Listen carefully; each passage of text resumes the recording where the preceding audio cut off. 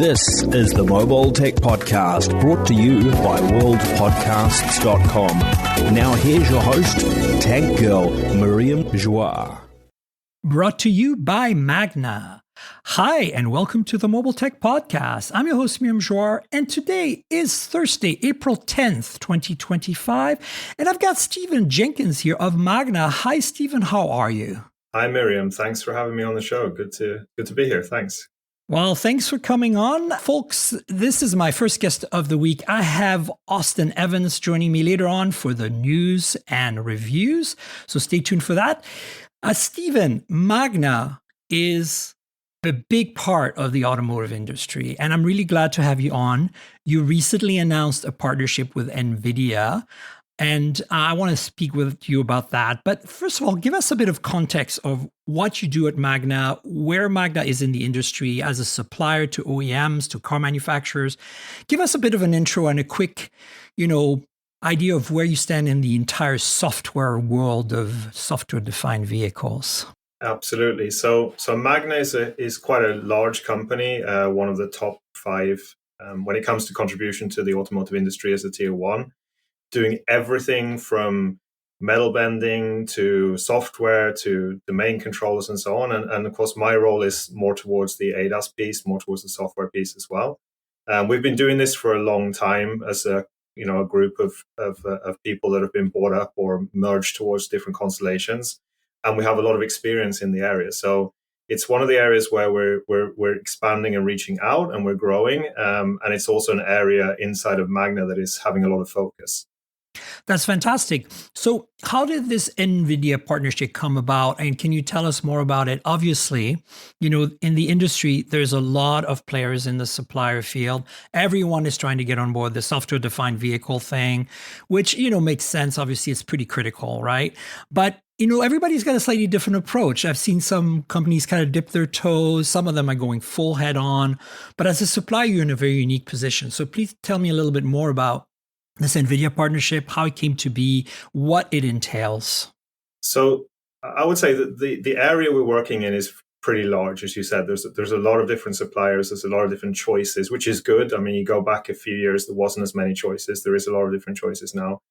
And there's different solutions for different problems as well. We should never think that different problems should be solved by the same solution every time either. So NVIDIA for us is a good way to get into the kind of the high-end domain, the mid-end domain, and making sure that we actually have something that is giving us some legs, some legs to stretch in this kind of area as well. NVIDIA has been for a very long time thinking about platform-level solutions. So a lot of the software they do is really compatible across different domains, different types of technology, different types of approaches towards the consumer. And of course, they have a huge tool chain support as well. Because of that, they have all the back-end things, the data training, and they have all the even, into factories and so on as well. And then, of course, the software play for ADAS as well. So for us, it's a really good place to really expand. And it's also a good win-win because Magna has a lot of experience with sensors and vehicles and all the things around that. And NVIDIA has all these tools and all the ability to get things complementary. Very complementary, exactly. And of course, NVIDIA is pushing the boundaries of what's possible as well. They've been doing that, as I said, not just in automotive, but pretty much everywhere. So It's a really good place to be. So it doesn't mean that, we're only going to be working with them, but it's a very good place for us to be expanding our understanding and working together on something we think is a very good win-win. My audience is very familiar with them more than they are with Magna, so that makes sense. The new Switch 2, the Nintendo game console, came out last week. It's powered by a custom NVIDIA chip. And as you said, I think NVIDIA has a lot of legs too. Like, that you can grow with them together for numerous years coming up for ADAS solutions for software-defined vehicles. So is this a partnership primarily around ADAS then, or are you looking at expanding towards, infotainment in-car? Like, that's the thing that's been happening, right? The industry has been kind of consolidating very vertically in terms of software for each individual manufacturer. And as a supplier, that's obviously a challenge. So is this right now more focused on ADAS only, or are you hoping to kind of like have that kind of, propagate into the other parts of the stuff definitely. You do? I mean, the partnerships we try to form are not just specifically for, of course, you start off with something because you want to get, you don't want to go spread yourself too thin in the beginning, but it's not even limited to the vehicle. There's a lot of things outside of the vehicle that NVIDIA are doing as well. So, I mean, the potential is even bigger than that with Omniverse and all of the other types of things that they're doing within NVIDIA as well. But we want to start somewhere, and we're starting with ADAS because ADAS is something that is very well in line with what we're doing, what NVIDIA is doing.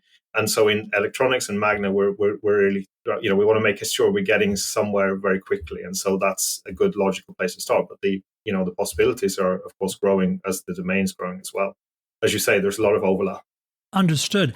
And tell us a little bit more in terms of what other areas Magna Electronics touches on. You don't have to necessarily name the partners because I know there are agreements there that's a little difficult, but give us an idea of what areas. Obviously, cockpit's a big deal these days.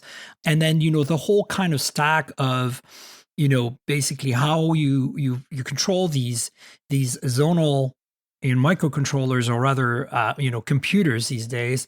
Everything is consolidating to fewer and fewer computers. Is that something you're trying to offer as a solution to your partners as well, or is this something that right now is more in the future for you? So I would actually look at it at kind of the opposite way, given the changes that have come out now. And if you look at some of the solutions that are being presented now into some of the more modern approaches, it's very difficult to actually pull those things apart now. Before, it was very easy. You had your ADAS piece, your cockpit piece, you had your braking piece, and so on and so forth, and your mapping and all those kind of things. With these newer, more modern end-to-end solutions and fully vertically integrated and all those kind of things, you actually start to see there's not a lot of difference between the way these are all configured and the way they're developed as well. So, for example, if you as a driver are using the system, you don't want to have a separate cockpit system and a separate ADAS system. That's why I'm asking the question, because I'm trying to figure out how, as a supplier, you kind of are able to verticalize yourself, as it were. And of course, you can still do that by using building blocks. It doesn't necessarily mean, which is, I think, where a lot of the confusion comes from, is it doesn't mean you have to do everything in-house just because you want to have a vertically integrated solution. It just means you have to make sure you're thinking about it as a system level in the beginning. So I think you're for example, I don't, when I'm writing something on paper, I don't go and cut down a tree and make my own pencil. I buy the pencil and the paper, and you can still have IP and knowledge into this. And so these systems, when they're trained now, and you look at these very advanced systems, they're trained with all the data available, right? So they cover human behavior, traffic scenarios, context, large language models, everything. So the system can kind of ask the question, what am I seeing in front of me? Are you seeing people standing by a bus stop? Or you're seeing this situational, you get situational awareness into the system, right? So suddenly you start to take away these boundaries between these things. And so whether it's interacting with a cockpit system or interacting with an ADAS system or interacting with the vehicle, it doesn't make as much difference. So I would say that's what we're really going for in kind of where the performance of something like the NVIDIA chip on the scale up allows you to do things that weren't possible before. Oh, that's great. I was actually going to ask you what your approach was on this, because I personally understand as an ex-software developer, and I've worked in this field, so I understand how you have to, if you want to be able to control everything as a manufacturer, you have to be able to change the software quickly, and you have to work with suppliers that allow you to do that. But that's really good to hear that you're enabling this right from the get-go at the building block level, because I constantly review cars where the big question I ask them is, what is you say you have OTA update on this vehicle, what can actually be OTA updated that's over the air, over the internet updates? And, then, we start getting into but you can't do this. And I'm like, well, Tesla, China, Rivian, they can do all of it. So why can't you do this? And then they tell me, because, we're still using some legacy parts that have proprietary firmware. And so, that's the challenge, right? I think is for you to create the best technology from an electronics company's perspective, but deliver that flexibility to the OEM. Yeah. And I'm wondering how you've had to approach this internally. How have you, I'm sure Magna itself gets it and wants it happening, but how is it working with OEMs who are maybe more resistant to that, or, try to kind of drag them into the future, as it were? So I would say if you go back a few years, we were limited by technology. I don't know if it's 5 years or 10 years. It depends on what kind of everything comes with a price point. So probably you could have sold it 10 years ago, but a ridiculous price point that no one would pay for. Now you're at a point where the price is coming to a level where it makes sense. And also all of the solution domain has come to a point where you can actually achieve it. So I think now it's limited by our own ability to manage it, right? So I think you're right. So things like, as being a software developer before, you'll know that things like how you're interacting with the software code itself, being able to share it with your partners and suppliers to be able to contribute and add value and so on and so forth, those kind of interfaces and descriptions of how things are done in the system and so on. And then how you deliver it and not thinking about there's a one shot you deliver for an SOP and then you're done. You don't have to touch it anymore. Forever. It has to be forever. You have to think platforms. You have to think you have a generation 1 and a generation 2 and a generation 3, and it's over a lifespan and over multiple hardware and things like that. So it's not really I would argue that it's not a technical problem anymore. It's a sourcing problem. It's a partnership problem. It's a mindset problem. It's a mindset problem. Exactly. Right? Yeah. And of course, the issue is you can't change that all at once because everything is built up with that in mind. So you have to start off by chipping away at this and making sure that you get the understanding. Okay, well, when we do it this way, look at the advantages, and then you get someone will see that and say, great, let's do more of this, and then it goes a little bit faster and a little bit faster. So I think the understanding is there, definitely. The technology is ready and there. The ecosystem is not really there yet. Okay, so that's the part that's slowing you down. Okay. Yeah. And I think there's where we're starting to see the companies that built this from nothing have an advantage because they had nothing already there. They could start from a different starting point, right? And the companies that have been there from the long term, they have a little bit of a challenge to kind of break down those original walls of this is how we've always done it before. And that's where I think Magna's been very good, because Magna's been really trying to approach this from the perspective of we have to make a change. It's the time to make the change. Let's do it. So but we're not alone. So yeah, and I think that's the challenge, right? And you think you met it because you early on understood this. So you've now created a culture around it. So everyone's on board. So that's the first step, right? The costs, as you said, costs and technology aren't, well, costs maybe, but technology isn't the biggest problem. That's been solved. Then getting people on board internally, that's been solved. Now you're basically probably spending as much time educating your partners and your OEM, manufacturers you're working with, as much as you're solving their technical problems. Right? Yeah. And if you go back, 7-10 years, there was just a few people that really could feel that this was the way it was going, and now many more do. So it's of course easier for every person that gets converted to get traction. So where do you think things are going with you and generally with supplies in the future in terms of, do you think that suppliers are diversifying because they need to meet more of that vertical pipeline from car manufacturers? Or do you feel that there's still some benefit to specialization? Obviously with software, you have a lot of freedom. When you're doing electronics and not mechanical things, you have a lot of freedom. Magna, of course, does a whole bunch of stuff, but you're Magna Electronics. So you're mostly focused on the kind of the compute and the sensors. So how do you think that's going to evolve? How do you think the suppliers what's it going to look like maybe in 10 years when every car is a software-defined vehicle, every car is an EV, every car is highly connected and highly computerized? So this area that we're working in is just so complex that there's no way I can see that one supplier would actually be able to do everything. And I think the quicker you get to that assumption or that that learning, the better you are at making your position clear for the future, for sure, right? And that doesn't matter if you're an OEM or a tier 1 or a tier 2. Everyone is not the best at everything. That is pretty clear. And there's normally a need to also create choice as well. So, I mean, having all your eggs in one basket isn't a good idea either. And so in my previous roles, we fought with this idea of if we're competing with our own customers, that's not good. For example, if we're trying to do something we're not good at, that's also not good. So for me, there's going to be a number of players. It has to be less than there are today, but they have to be specialized on certain areas of the problem so that you actually get the best out of them. And I've heard some very good examples where suppliers of a tool chain or an AI model or something have said, I'm really not going to grow to be 10,000 people and spread myself out because that's not what I want to be. I want to be the best at this. And so I'm looking for people to help me take that and use it in the context of, last mile delivery or ADAS and so on. So one advantage of being in Magna is we see a lot more than just electronics. We can actually start to see the trends around everything else as well to help us to get that kind of spreading of because a lot of the things we do can be used anywhere. It's just that we haven't done it before, right? So that's kind of where we get to. But again, I'm very mindful of the fact that someone who's been working with a problem for 20 years or 10 years or even 5 years, but they're the best in the industry, I'm not going to go and just try and say, I'm going to be better than you by tomorrow. When I've got all these other things to do, I'm going to say, let's figure out how we do this in a good way together. So in the future, I think you're talking about some more standardization around the platform, around the operating system, around, the same kind of things that we've gone through with both PC and internet and even mobile phones.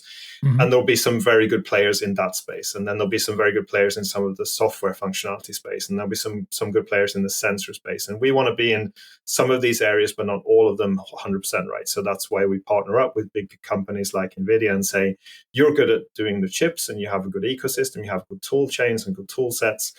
We think that makes sense for us. So we can focus on adding our benefits, which is where our experience comes in. Perfect. One last question for you. You mentioned sensors. You mentioned your expertise, in many fields, but where do you think Magna's expertise is the highest? Where are you think, making a difference out there for both manufacturers and the end product for consumers? So, I think we have a very good safety culture and also experience of that, given the background and history we're coming from. And we know a lot about how the vehicle behaves and what things work well and what things don't. And then at the same time, we also understand customers, because every customer is a little bit different. They have different requirements. Some want 5-star NCAP, some want 3-star but volume, some want very high performing modern functions that are expensive, some want just the best they can do with the money they have, and so on and so forth. So we're very good at finding those very good trade-offs and making it a safe product in a good environment that fulfills the customer requirements, and then getting it working in the car, because you shouldn't underestimate actually getting it working with all the other things in the car as well. So our experience of taking technology, developing the pieces we think we're good at developing, and then being able to say, you can do this with less sensors, or you can do this with this configuration, or you can get this performance if you add this, for example. We look a lot at different domains like nighttime and performance in rain and those kind of things, where not necessarily a tier 2 would have been thinking about or thinking about that. We can add that expertise over the 20 plus years experience we have of doing it, and then say, here's the best product for you, customer, and this is the way we would develop it and put it into the car for you. Fantastic. Well, listen, I'm really looking forward to see what, comes down the pipe from this partnership with NVIDIA and Magna. As I said, I've always been very excited to see what Magna's up to from a distance. Obviously I can't physically touch it without necessarily knowing, since it appears in vehicles here and there, but I'm looking forward to seeing these fruits of your labor. Thanks so much for being on the show, Stephen. Really appreciate it. Thank you. And great. It was really good to talk to you. Thanks a lot. And folks, we're back with Austin Evans. Hi, Austin. How are you doing today? I'm doing great. How about you? I'm pretty awesome. There's a bunch of exciting things this week to talk about. Pixel 9a, the new Oppo Find X8 Ultra, which is their super crazy camera phone for China. They sent me one. But more importantly, you made an incredibly great video this week. And I was looking at your feed yesterday. I missed it when it was actually launched. And I was like, oh my God, this is the greatest thing ever. Plus you had Luke Mayani on the show with you.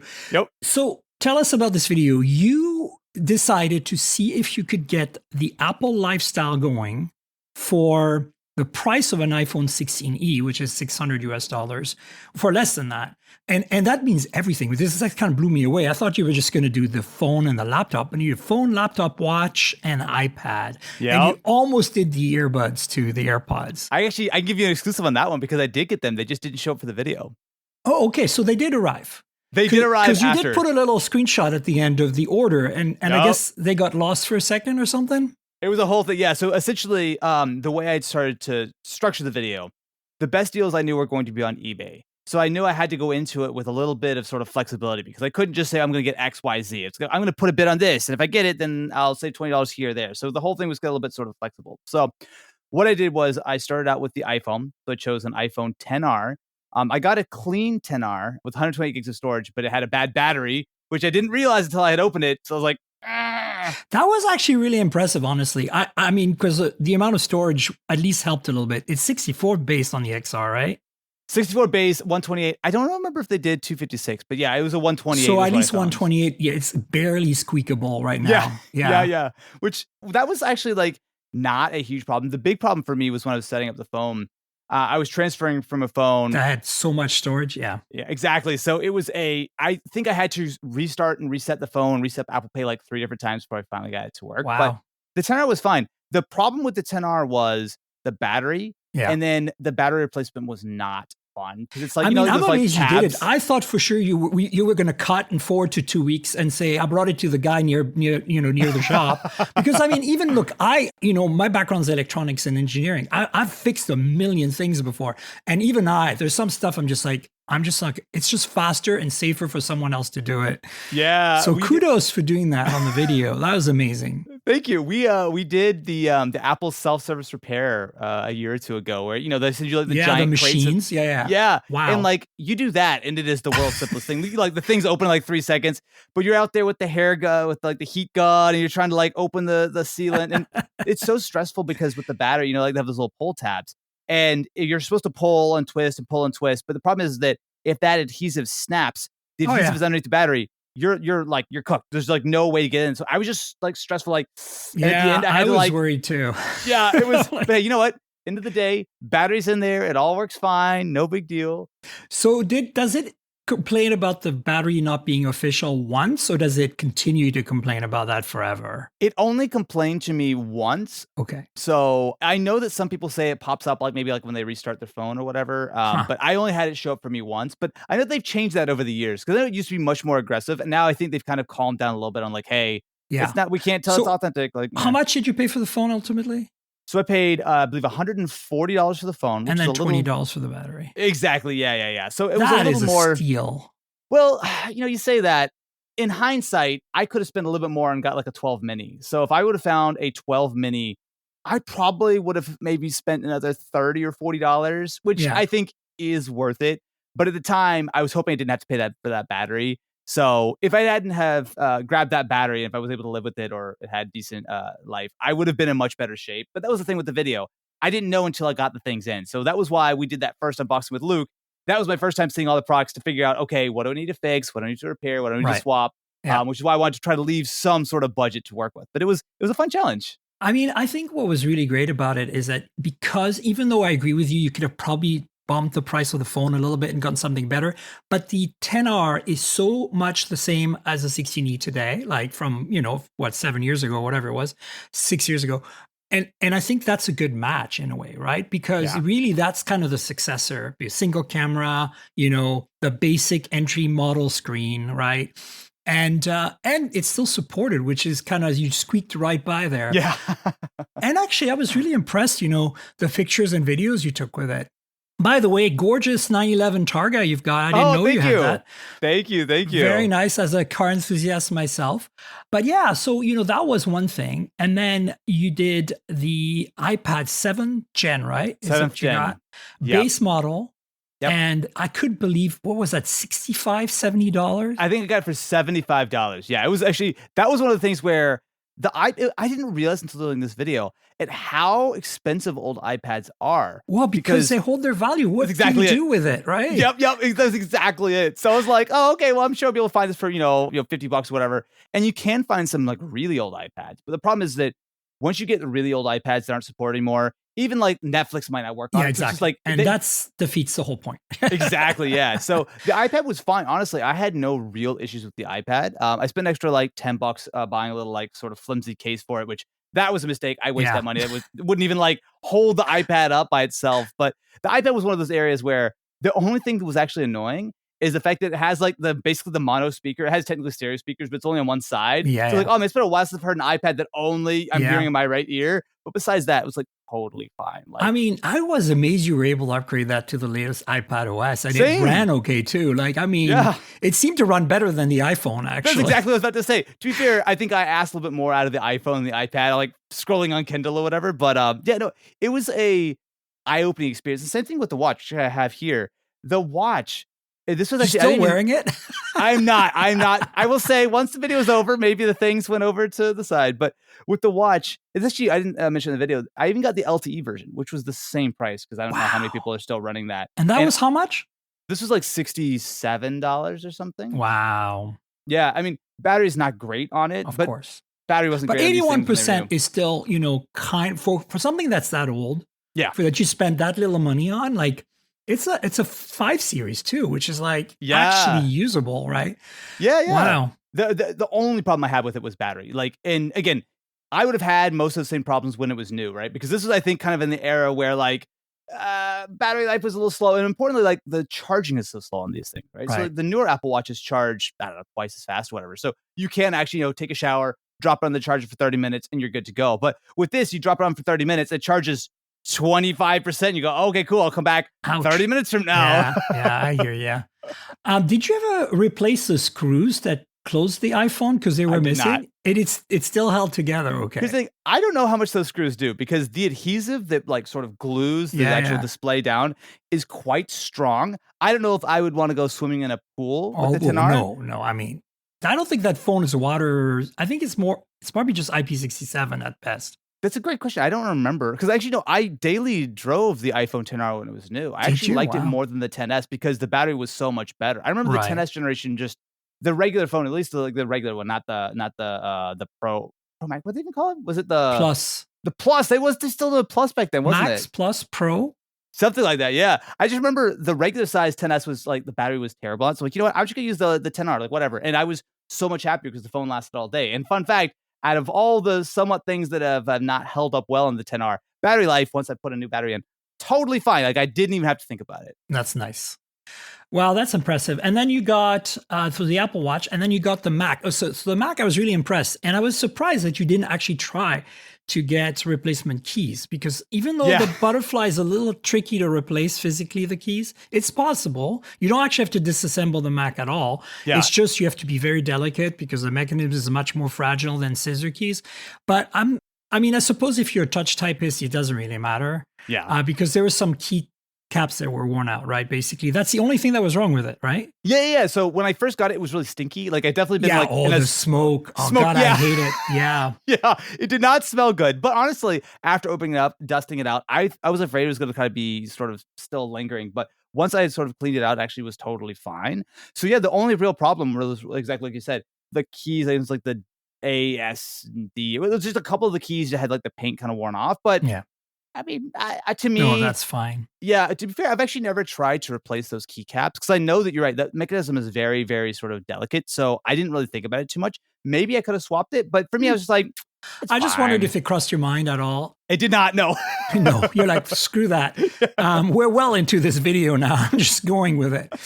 And then the battery was okay on the Mac, right? It was, yeah. I don't remember the percentage, but it's like 120 cycles or something. It was like almost. It had just been replaced, basically. It sounds like. Yeah, or just someone hadn't spent that much time with it. I don't know. That's interesting. I find a lot. So we don't buy like, no, actually, I'm lying. We buy a fair few like used Macs and used devices. And what I find is that sometimes, like, phones always get used. The batteries are always, like if it's a couple years old, you're getting 80 or maybe even less % battery. But for Macs, it's interesting. I think there's a substantial part of the audience out there who buys a Mac and maybe gets it for school or work, whatever, and doesn't use it that much and turns around and sell it, because there are a lot of Macs I find with very low cycle counts and clearly like hadn't been used that much. I mean, by the same token, there are also definitely like computers that I'll find with like 1,000 battery cycles and that's all me. beat up. Yeah, exactly. Right. Like I think it's most people who, if you use your laptop for 2 or 3 years, you're going to just naturally have that. But it's interesting that there's a lot of Macs out there that you can't really tell when you're buying them unless someone has been incredibly thorough with their pictures and whatnot. But you'll find, oh, actually, this is a pleasant surprise. This actually still has plenty of life left in it.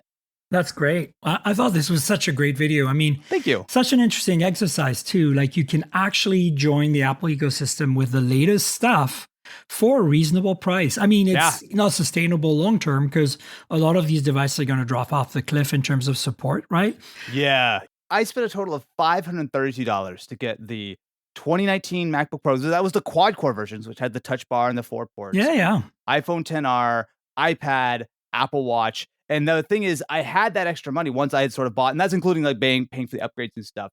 I found a pair of AirPod Pros. So this didn't make in the video, but and mostly because the seller took like a week and a half to ship it. So Oh yeah. I actually just got them. I actually posted the short this morning. I thought I got a good deal because I bought an original pair of AirPods Pro, so the first generation, for like $54 or something. That's good. But I got the box, it said second gen. So I got really excited. But I opened it up, and not only were they not second gens, they were in a second gen box, but they were first gen knockoffs. So they were actually fake AirPods. They didn't even have noise canceling. I was like, did you think bro. the seller didn't know? Because there's some of them are so real, right? Yep. That I remember buying in Taiwan when I was there. The last Computex for me was in 2019 before COVID. And I remember I bought like a knockoff AirPods regular, and you could not tell. Like they had lightning, they had the right color, everything, the right LED shade. Like I was like, that's why I bought them, because I was like, this is insane. Yep. It was exactly Of course, the same thing. They were crap, but whatever. Yeah. Yeah, they looked absolutely pristine. Sorry, let me take it back. They were dirty, but that was just because someone had used it. But as far as I could not tell a difference at all until I went to go pair them, and it immediately pops up saying, "Hey, these AirPods aren't genuine. Are you sure?" And then I'm like, "Okay, cool, whatever." Paired them, and then like the noise canceling wouldn't work. There's no transparency mode. I was like, oh God. Okay, well. So that didn't make it in the video. It would have been funny. I think it would have been like a good 2 minutes of it. I realized I got scanned, but I just made it as a short. So, but did you do a request for eBay to refund you and stuff? No, you didn't. It's like $50. Who cares? Here's right? the thing. Yep. I have a policy that I buy a lot of things knowing that I'm the guinea pig. That if it's not real, it's not real. That's on me. It's a business expense too at this point. Exactly. Right? Like, I mean, when you do as much buying and I love the stuff you get. It's kind of amazing. What I love it, especially because like me, I think you have this thing where you love the cheap stuff.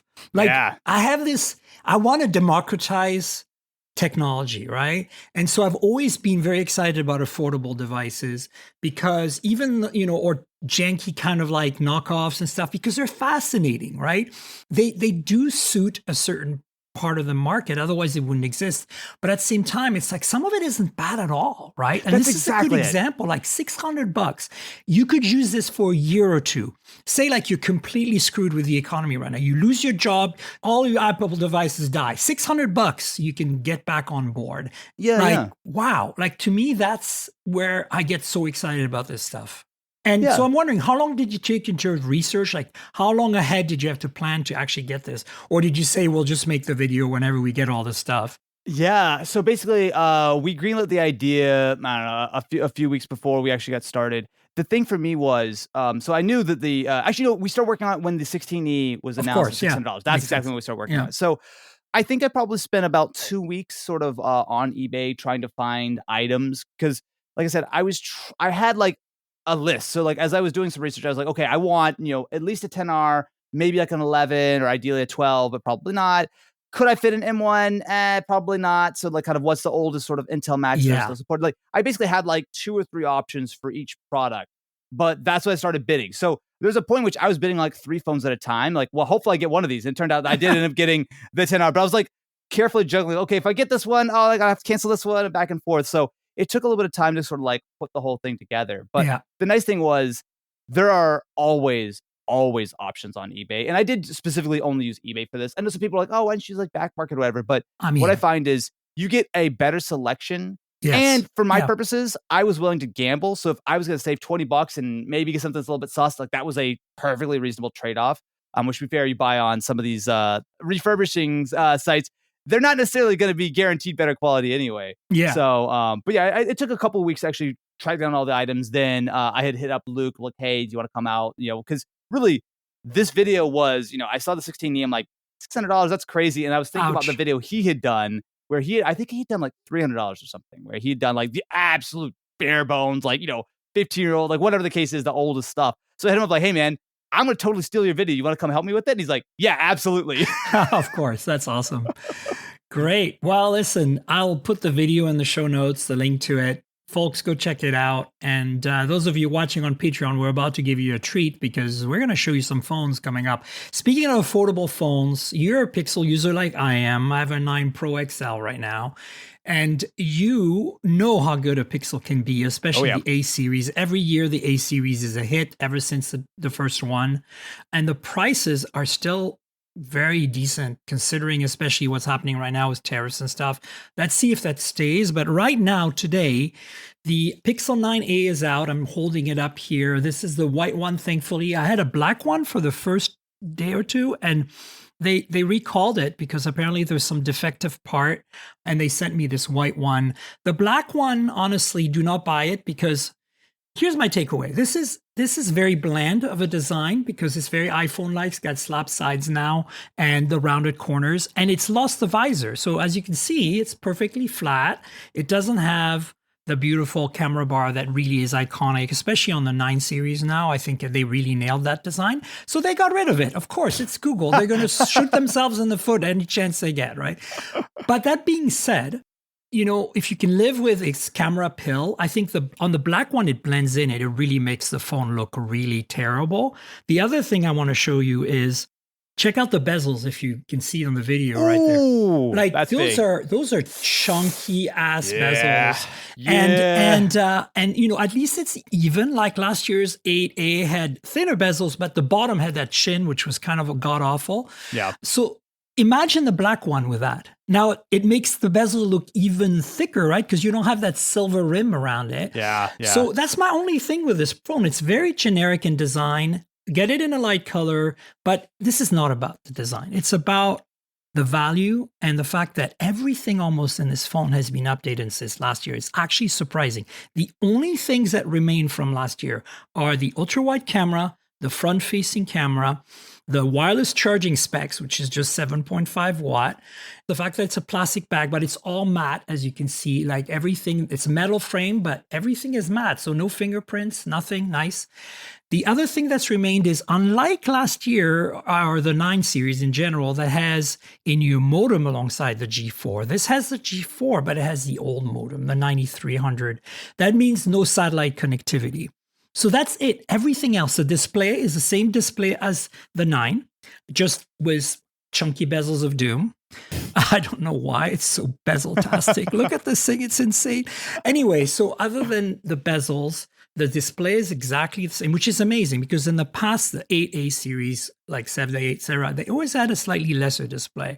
So 2700 nits, 1080p, the whole 120 hertz.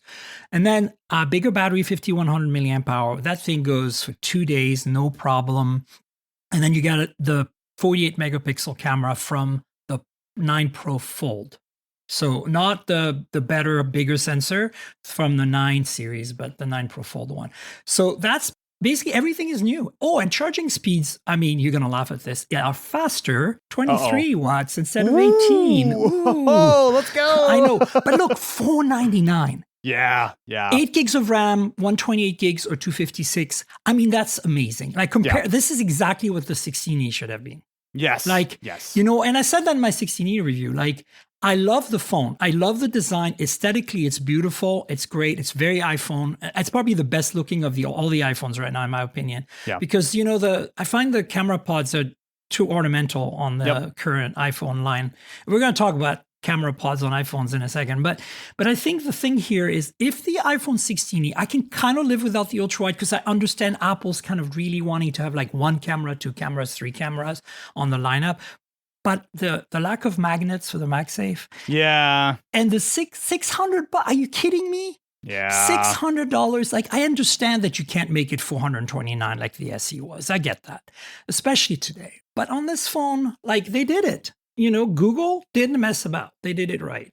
So I'm very happy with this. My review is up on Hot Hardware. I'll put it up. What are your thoughts in general about this 9A from what you've read and seen so far? Yeah. I mean, well, especially from hearing sort of your first impressions, I mean, it seems solid. So for context, I've actually since late last year, I've been using the regular Pixel 9. So not the Pro, the regular, the green 9, which I would show you if I was not using it to record. You're recording right now. 3 inches below with me.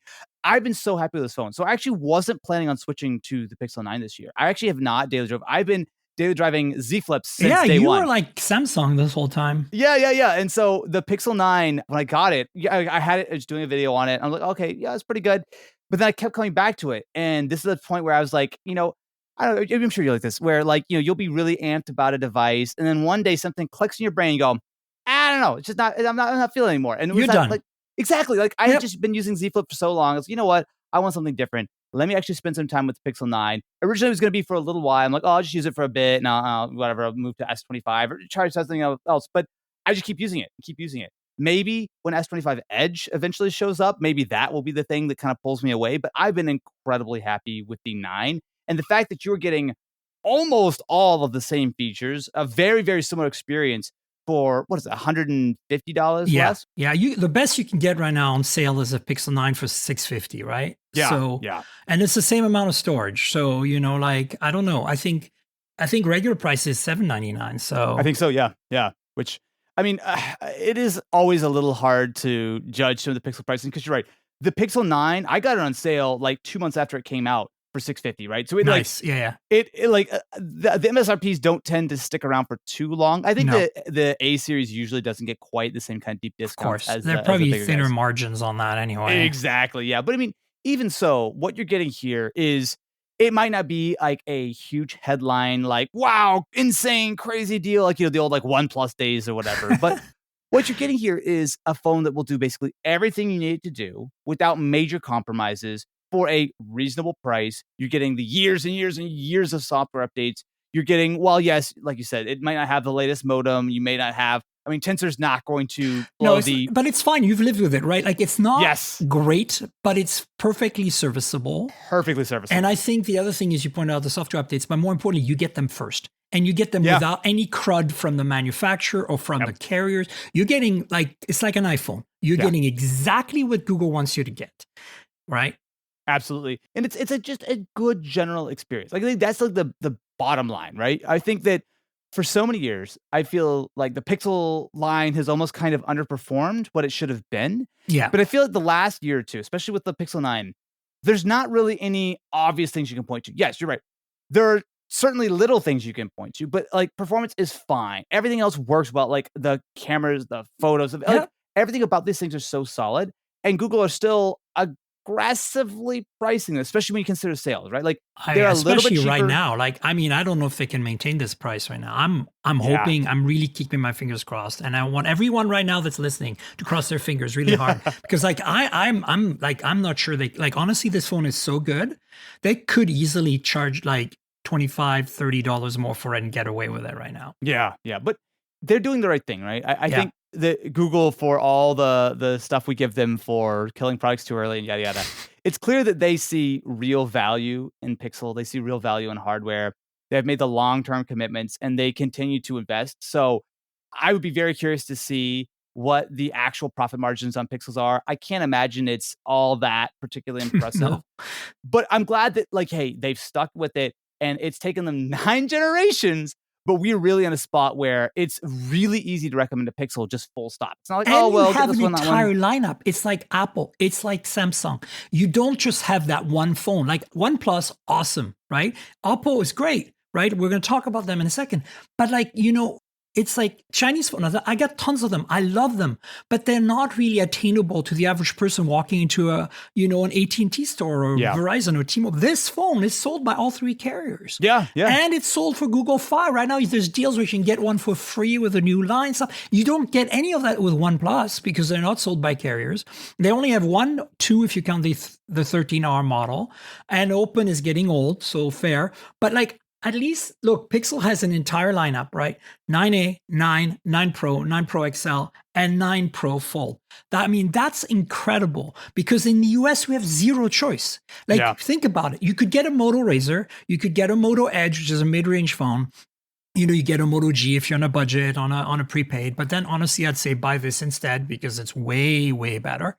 But nobody has a lineup like this. This is the thing that kind of people, I think, forget. It's like, I know that, you and I and my audience is super tech savvy and early adopters. They import phones and stuff. But the average consumer can access all of these phones from Google. And even though the Tensor G4 sucks, and I know I'm preaching to the choir, and I'm a bit of a Stockholm syndrome, because my abuser treat me well. My Pixel Tensor is crap, but I love the software kind of thing. Yeah. But look, I really think that we have to give Google credit, because I don't think they make any money overall on this. Like, there's no way. Like, think of the development cost of making the Pixel 9 Pro Fold, right? Like, it's almost as good as a OnePlus Open, and it's their second phone. Like they must have spent so much R&D money on this. You can't copy somebody else. You have to create it from scratch, essentially, right? So Yeah. I don't know. I'm impressed with Google that they managed to stick around and grow actually this lineup. Like, Yeah. so It's in a good spot. I like the fact that it's hard to pick a bad Pixel right now. yeah. Like you could pretty much look at any of the Pixel line. I would say maybe like the XL, but even then, like you could pretty confidently look at all of the Pixels right now and say, hey, look, these are solid phones, reasonable prices, no real major downsides. A lot of the reliability issues have kind of been sorted out compared to, like Pixel 6, G4 Pixel 7. doesn't burn a hole in your hand anymore like it used to with G3 and the previous ones. Yeah, I know. It's good. Solid. And one last thing on the 9A that's kind of cool. They also updated the water resistance from IP67 to 68. So now you can bathe with it. I mean, what I do all the time. We do this all the time. Netflix and chill in the bathtub. Yeah. But look, I think, again, great stuff. The next thing I want to talk about is kind of related to Apple and Google. We got a bunch of quick news items I want to fire off here.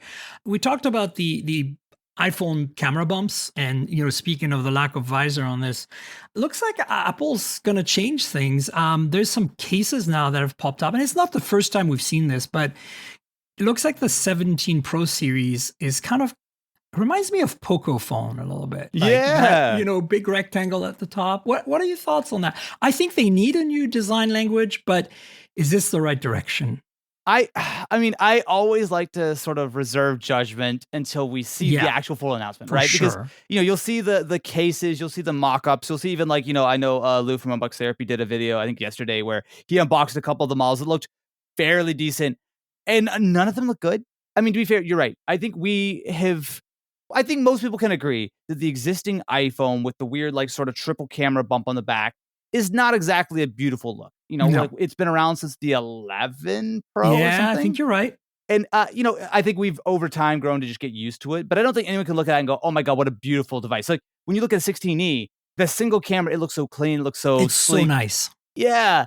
And so if we're taking what has already been a big triple camera bump and then we're extending it to be this weird visor thing, I mean, I'm always hopeful that like, oh, maybe they actually do something with the rest of that sort of space where it's not just like, a finish. Like maybe they stick something there or whatever. But the thing is, I right now, I will be very surprised if when they announce this thing, it doesn't look ugly. It just, to me, like, especially because have you seen like, what's that two-tone thing? Like the actual bottom. I don't get it. I think maybe they're targeting China in terms of design, like, different tastes over there.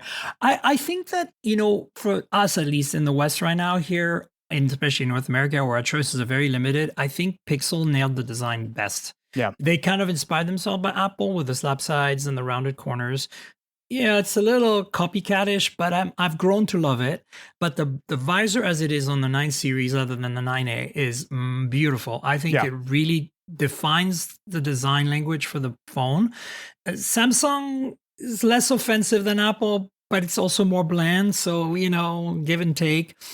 I really do think we need some change on the Apple front. So maybe like initially when we saw the Pixel 9, we were like, not sure about this change because, it no longer wraps around the edges. Yeah.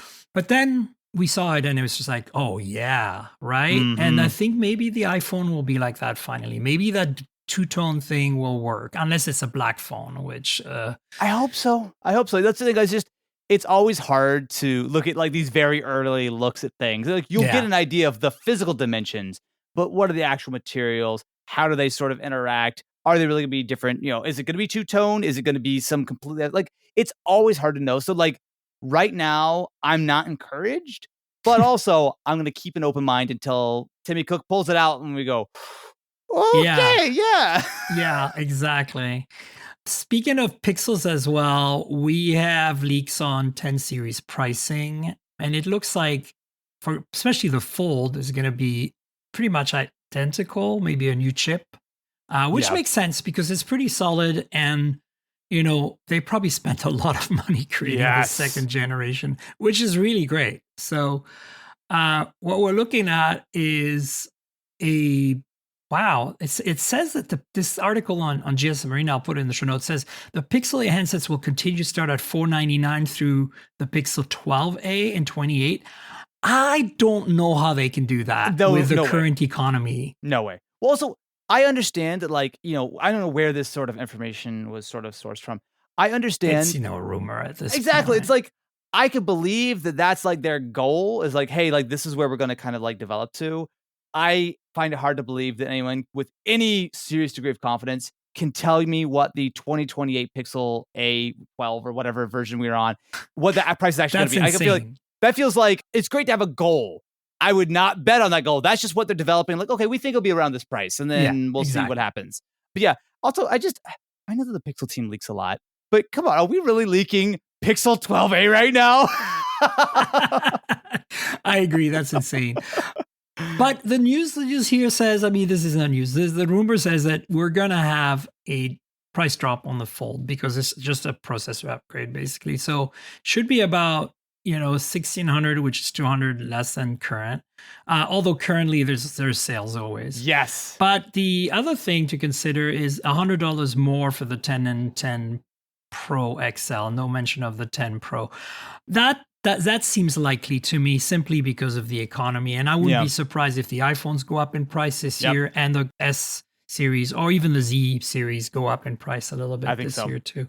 Last year they went up in price, the Z Fold and Z Flip. $100. So, I don't know. I think this pricing stuff right now, if you're playing with prices or claiming pricing, you are digging yourself a big hole because things are very volatile. And so I would say right now, if you're really needing a phone, go get it now. Doesn't matter which phone you're looking at. You can buy it now because you're going to be set for at least 3-4 years, shorter if you're, a listener. But my point is, I would stock up a little bit because the uncertainty is, a big problem, and it's only can go up from here. So yeah, I agree. Sadly. And if I took off my tech reviewer hat and put on my company man hat, I would launch every product over the next year at like $100 more than I was initially expecting. You've got to price that uncertainty in because it's so much easier to launch a product at $100, at $899 instead of $799 now, and then just you can always put it on sale all you want. It is a very different thing when you launch that product, maybe the Switch 2, and then have to go, oh, hey, JK, we're going to add a little to the price. Whoopsie. Like, you got to start high. You can always discount. It is so much harder to raise the price. Yeah. Oh, God. Yeah, no, I agree with you 100%. Also, we mentioned it when we talked about the 9A here, the Gemini Live Visual AI feature. So this is actually very cool. It's coming to all Pixel 9s. It's baked into the 9A at launch, and it's coming to all S25 devices.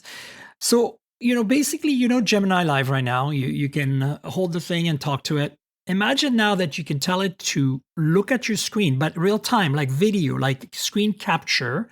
You have a bunch of permissions you can set for that. And then the other option is to look at your cameras in real time. So, of course, there are lots of privacy issues here, right? Like, we already freak out a little bit when people take photos in certain places. Like, I have a pool here in my building, it's shared, and people don't take photos generally with their phones, but they're holding their phones in the hot tub, and you don't know, are they taking, what are they doing? So now I'm like, if you're using Gemini Live right there with earbuds or something, oh God, like the technology is incredible. So what I did yesterday is I walked around my house here, my place, and I just asked it to describe stuff, and then asked him a question about it. I'm like, there's a big park here in Vancouver called Stanley Park. It's like bigger than Central Park in New York, and it's very close to my place. And so I was like, we have a poster of it on the wall, and I said, what is this? And then explain to me like the history of it, and like being able to this is going to be incredible for people with disabilities, and especially visually impaired people,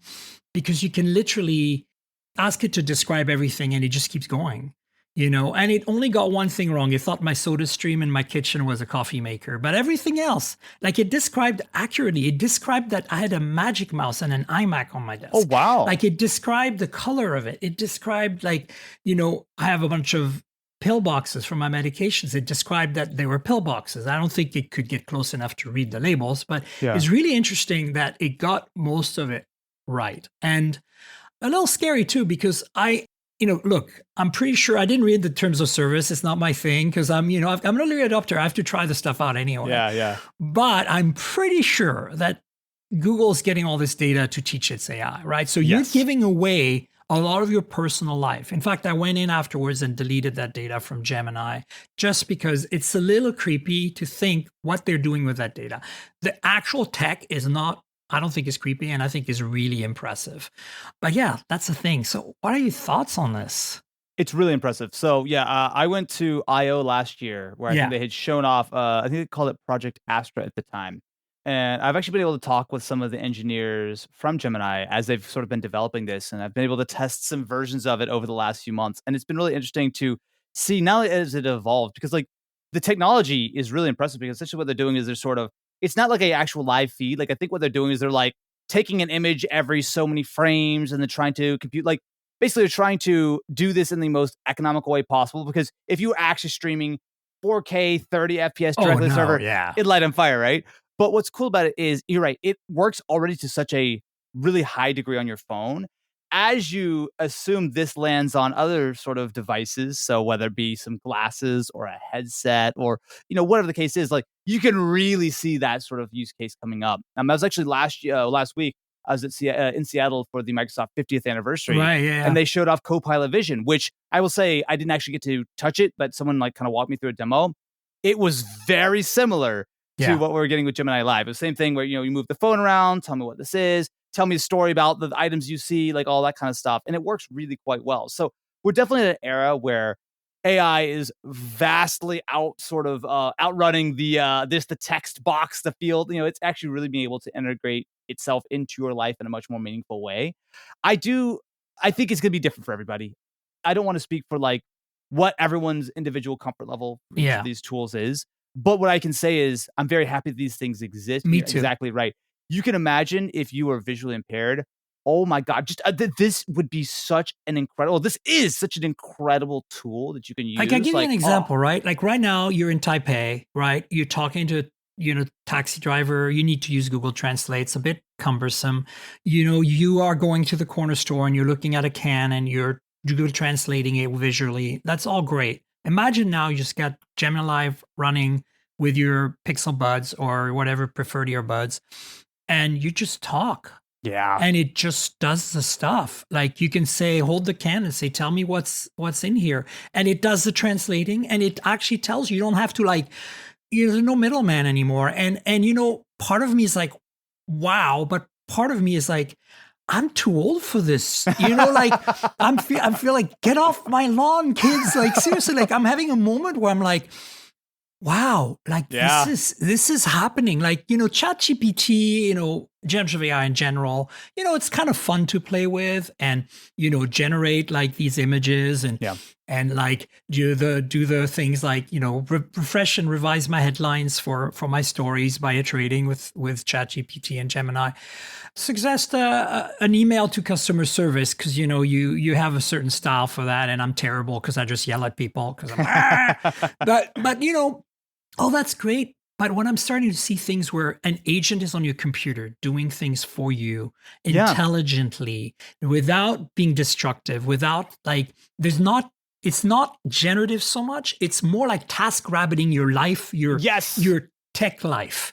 And that is the stuff we need, right? Yeah. There's this thing, I can't talk about it yet, but this thing I've seen that runs on the Mac right now that you can basically tell it to operate on your files, and you can tell it to do stuff that you don't even have apps installed for. It will go in the background, create an app using ChatGPT that solves the problem you're giving it, and then apply it to your files. It's non-destructive. It just it only has read-only access to your stuff. But then it so for example, like you have a bunch of receipts and you have an Excel form, you want to put all the data from the receipts. The receipts are photos, PDFs, random stuff. You just tell it to, and it'll do it.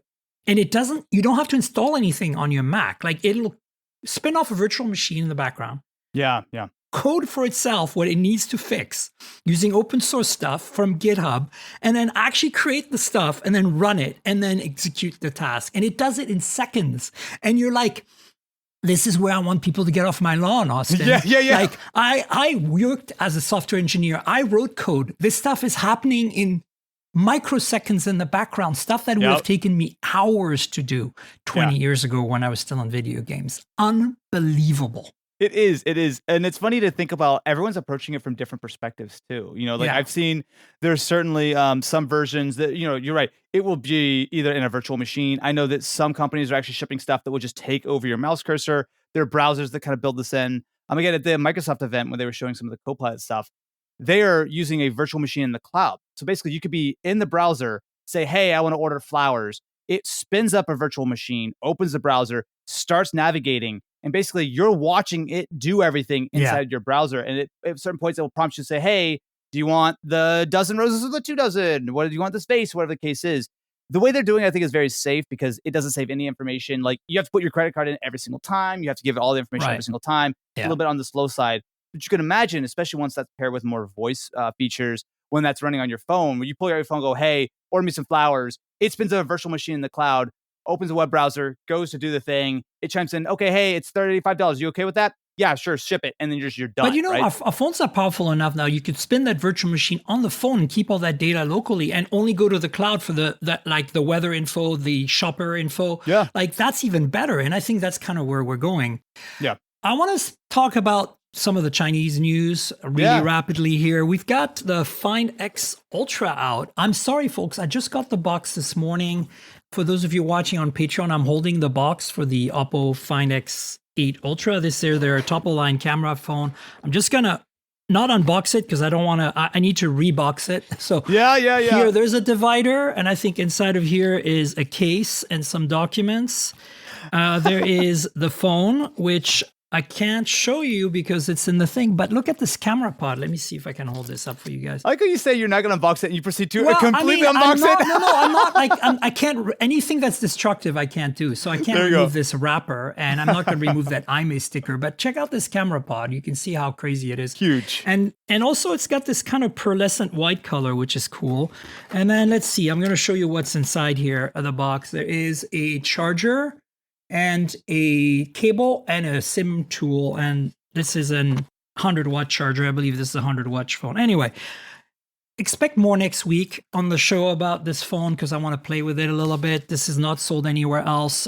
I'll link to a story from GSM Arena that talks about the specs and everything, alongside the X8S series, which ships with the MediaTek Dimensity 9400 Plus, which was also announced today. This is an updated version of the 9400. The Ultra that I just showed you is 8 Elite, so it's Qualcomm, but the other ones are all 9400 Plus. Now, the 8S series, the X8S, is basically a mini phone like that OnePlus 13T that's been rumored, 6.3-inch display, and then it's got also an X8S Plus, which is kind of interesting because it's the exact same chassis as the X8 Non-Pro that came out in the fall, but with a 9400 Plus upgraded in there. That's it. So those are basically the phones. In terms of the Ultra, it's basically like everything we had on the Ultra last year, but they've gone to a thinner chassis, a bigger battery, and it's silicon carbon, so 6100 milliamp hour. You got a new 8 Elite in there, of course, and then you have this crazy camera system, which, based on the X8 Pro that I used, which so far my favorite camera phone that I've had my hands on. Sadly, Xiaomi did not send me the 15 Ultra, so I don't have that to compare. But what are your thoughts on these Chinese phones? It is crazy at how, I think in the West, it's really easy to, because, if you don't see the phone in stores, you don't see people walking around with them, it's easy to kind of lose track of how unbelievably fast the progress is. Yeah. You think about the battery tech. I mean, the battery tech alone is like making huge, huge strides. You look at the cameras, which have made huge strides as well. You look at just the variety of hardware that you have. I mean, you look at the different flipping and folding options. You look at every size. I mean, to me, it's one of those things where it really shows what competition will do. And also what it shows what the lack of competition won't give you. Exactly. For us here in the West or even in the US. Exactly. When you see Apple doing their own thing year after year in no particular rush to launch anything until they're ready for it. When you look at Samsung, who are cruising and doing their thing and they're taking it one step at a time. And you see the Chinese manufacturers who are fighting just absolutely ruthlessly with each other to get every scrap of market share at every price. Like the phones are just, honestly, they're incredibly fast. They're incredibly quick. They're like the iteration and the evolution is so rapid. 100%. Like Oppo has the Reno series and Vivo has the V series. And again, these are ex-BBK group companies. BBK has been disbanded as a parent company, but they're still very close in their relationships. Both of these phones come out literally with a new version every 4 months. 4 months. Yep. Like imagine a Pixel A coming out every 4 months. Yeah. Like how do you improve? What do you change? What? It's crazy. It's wild. It really is wild. Speaking of which, there's a few news items here that are like related. So, Oppo has its 8 Ultra and X8S series now, but the OnePlus 13T display has been teased. This is the probably China only 6.3-inch mini flagship, right? Better than a 13R, but less good than a 13, but much smaller. And you look at that display, you look at the bezels, and it's identical to the X8S, which is the 6.3-inch Oppo, which is also identical to the Vivo X200S, which is also their mini phone. And then there's the Vivo X200 Ultra that's coming soon. And, we've been talking about that on the show for a few weeks now. That's now coming, I think, later this month. Like, I want to say April 21st or something like that. But here's the thing about it. They're making a camera kit. Remember the Xiaomi 14 Ultra and 15 Ultra? Actually, even the 13 Ultra, they all had a camera kit, which basically like adds a grip with a battery in it and a case that you can mount some standard filters on, like camera filters. Yeah. So that's really cool because so far Xiaomi was the only one doing that. I'm wondering if Oppo will do that eventually with the Ultra that I have here that, I just unboxed. Because right now there's nothing being announced for that. Have you ever used any of these crazy camera phones and grips to go alongside them? And what's your experience been, if at all?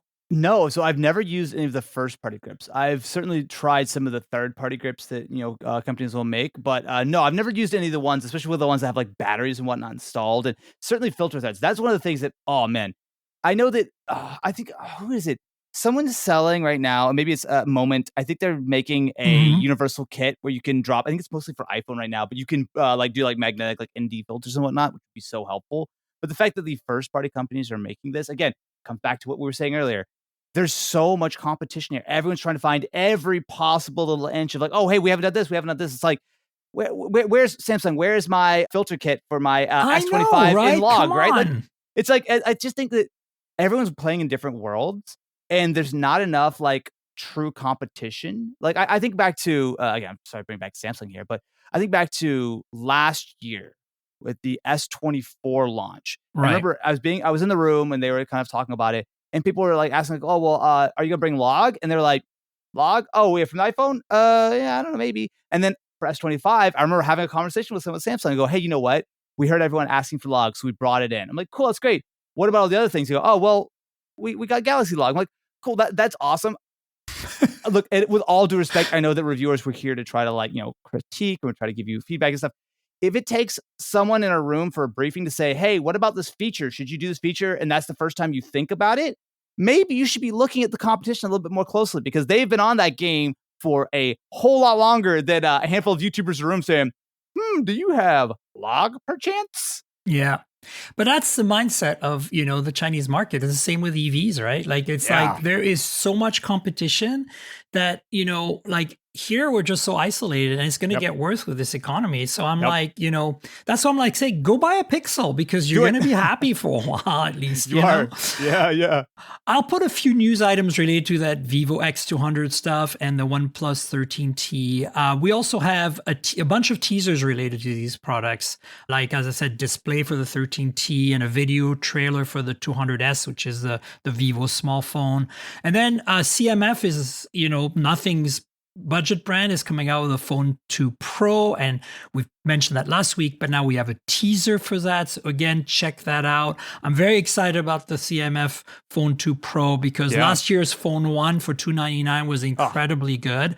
And unfortunately, this is probably going to be India only right now. So I think they're narrowing down their market to CMF being India only.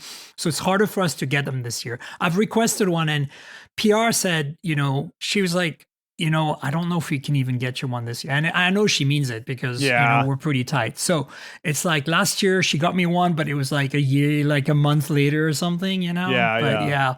So stay tuned for that one because supposedly they're going to add a telephoto, which I'm like, Nice. what? Like, how can you do this without messing it up? Like, but they did it with the phone 3A, right? They did, I was about to say, yeah. So, exactly. So let's see how they can bring it down to like $299, $329. I don't know, something like that.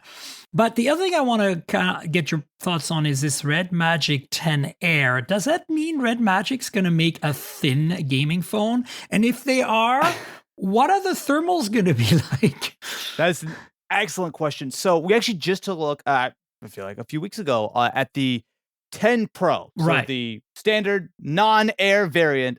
And, it's interesting what they're doing because, you think about Red Magic, you think gaming. Right? Obviously, that's like kind of like the main shtick. And quite good pricing too when you consider, you're getting like 8 Elite, you're getting the giant 7,000 milliamp hour battery, all this kind of stuff. For the Air, I can see them taking a couple different approaches because if you look at the Pro, it's a big, it's chunky. It's beautiful, but chunky. I don't think it would take a great stroke of imagination to slim it slightly, round some corners. You could make a slightly smaller version that would probably not massively sacrifice performance and battery life and whatnot and call it an Air. Especially with silicon carbon batteries, right? Exactly. And you remove the fan because even though the fan off the 10 Pro actually holds up really well on sustained benchmarks. So you might not need the fan. And ROG phone does not have a fan. It's external if you want it. So maybe that's the angle they're taking with this. I think that makes sense, right? They could slim it down. They could maybe even just include a fan in the box if they really want to. Like that would be like a simple way of doing it. But my thought is that while they have done relatively well so far, they're probably starting to get enough feedback like, hey, you know what? We should make one of these that, fits in a pocket and, people want to carry. Because I don't know about you, I'm a small phone guy. I don't want to forget to have the giant. I like the bigger phones, but not that big. Exactly. Yeah. It's like, come on, man. Let's take this down a notch, okay? Like that's a little much. But yeah, we'll find out. This could be a China only thing too. And related to that, Honor is coming out with a new line of mid-range phones called the Power Series. But the only reason I brought that in there is because holy crap, the battery is supposed to be close to 8,000 milliamp hours. Like what? Like on a phone that's a reasonable size, again, silicon carbon batteries. Honors was one of the first to implement that. So I'm not surprised. But, remember when Energizer did that 10,000 milliamp hour phone a few years back at MWC and it was like an inch thick? Yes. We're now to the point where you can get a phone down to about 8 millimeters or 7.5 millimeters with, 7,000 milliamp hour. It's supposed to be a little more than 7,000, but no more than 8. But that's like insane numbers. That's like 3-day battery life, right? So yeah. It's crazy because I think for so long we've been so used to most like no one would question if the next Snapdragon processor is 30% faster.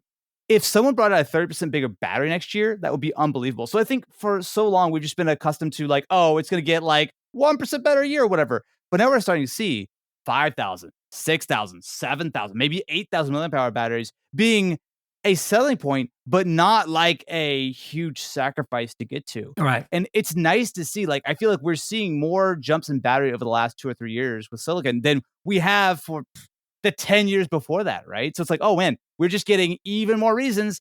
Throw your old phone in the e-waste bin and go pick yourself up a brand new Red Magic or whatever you want to get. Who knows? Yeah, I think this is going to be the year of thin phones with big batteries. Yeah. And in a way, that's exciting because we need a bit of change. Things have been really boring. Again, we talked about the camera pods on the iPhone. Ugh. So yeah, let's see what happened, folks. Austin, we should wrap up. Do you want to tell folks where they can find you on the internet? I mean, besides your YouTube channel and maybe all your social media handles and all that. Yeah, well, first of all, thank you for having me. I appreciate it. Yeah, it's moderately difficult to find me. If you look up Austin Evans most places, Austin.Duncan on Instagram and Threads. That's mostly where I hang out these days. Folks, please subscribe to Austin's YouTube channel, one of the best out there. And again, follow him on social and all that stuff and chat with us on social about this podcast. You know where to find me on the internet. I'm at Tankgirl, that's TNKGRL, like the comic book character, just drop the vowels. It's the same on all the social platforms. I'm mostly on Blue Sky, on Threads, on Instagram. There is a link for the podcast, mobiletechpodcast.com. Very simple. You can, of course, subscribe to it on every platform you can think of. we're on everything: Spotify, Apple, YouTube Music, all that. If your app lets you rate or review the show, please do that and subscribe and tell your friends. And then there's a YouTube channel as well, youtube.com/mobiletechpodcast, with like monthly or so, the occasional video, maybe an unboxing, maybe a hands-on, maybe an interview, maybe a car thing. Who knows? It's tech, it's cars, it's fun. Check it out, youtube.com/mobiletechpodcast. You know how it works. Like, subscribe, tell your friends, click the bell, comment. And then you also have the Patreon, patreon.com/tankgirl. That's patreon.com/TNKGRL. The big perk there is very simple. $5 a month buys you a video version of the podcast every week, and you get it a day in advance. That's the shtick. Very simple. So you can listen to the podcast by having the image in the background in advance before everybody else gets it, or you can watch and see some unboxings, pseudo unboxings, and some new phones in our hands, and our grimaces and jokes. And I leave some stuff sometimes in there, like when the FedEx guy shows up, and so there's bloopers and things. So check it out. Support me if you can. I'd appreciate it. Patreon.com/TNKGRL. And I want to thank our sponsor, Magna. Magna is more than one of the world's largest suppliers in the automotive space. They are a mobility technology company built to innovate, with a global entrepreneurial-minded team of over 170,000 employees across 341 manufacturing operations and 106 product development, engineering, and sales centers spanning 28 countries.